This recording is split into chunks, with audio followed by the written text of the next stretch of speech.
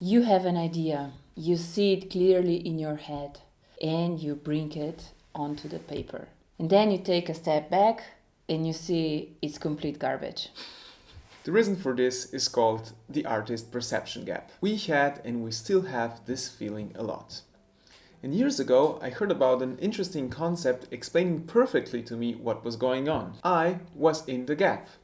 So what does that mean?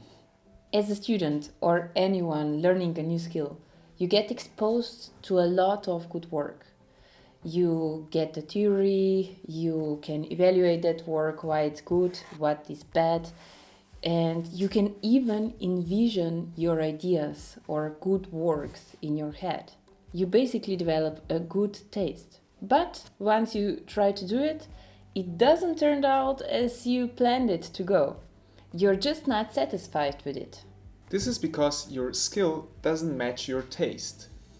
Yet, we develop a taste about something much faster than we develop a skill to do it. And the time when our skill doesn't match our taste is called the gap.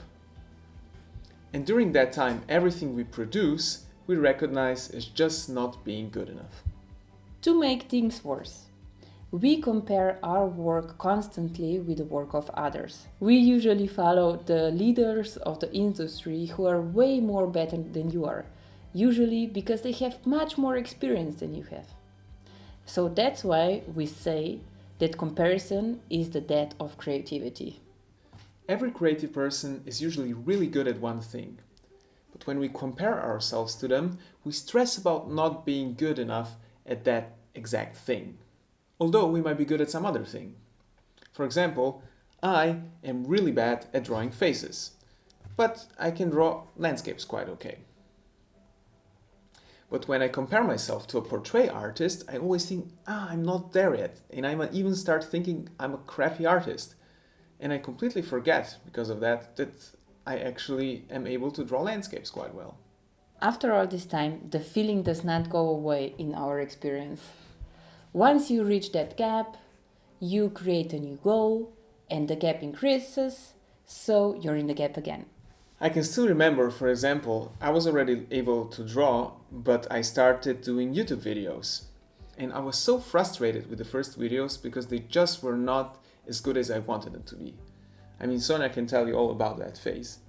Yeah, it was quite a challenge, but there are always ways how you can deal with it. So, how do we start dealing with the gap? The goal is to start feeling good about it, or at least okay with being in the gap. Because through your life, you will constantly find yourself in one or another kind of gap. So that means that you just need to embrace the process. At the same time, you want to improve. And here, comparison comes to use. You can compare yourself and your skills with the skills of yesterday.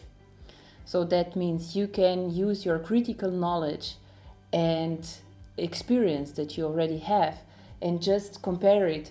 What was good back then, what's better now, and what would you like to improve in the future?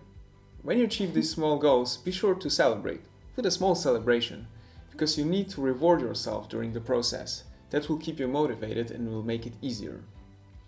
And there might be times when you have a feeling that you're stagnating. But remember, a learning process is not a linear straight process. It's more like jumps and plateaus. And it just might be that you're standing on one of these plateaus. So keep the big picture in mind. And most of all, be patient. A great thought we learned recently is that we overestimate what we can achieve in 1 year and underestimate what we can achieve in 10. So next time, when you're feeling frustrated about your work, just remind yourself that you're probably in the gap and you're gonna close this gap sooner or later. Now, we would appreciate if you would tell us, where are you right now as a creative person? Where are you standing? What are your goals? You can share some of your thoughts or stories down in the comment section, and we'd love to talk with you.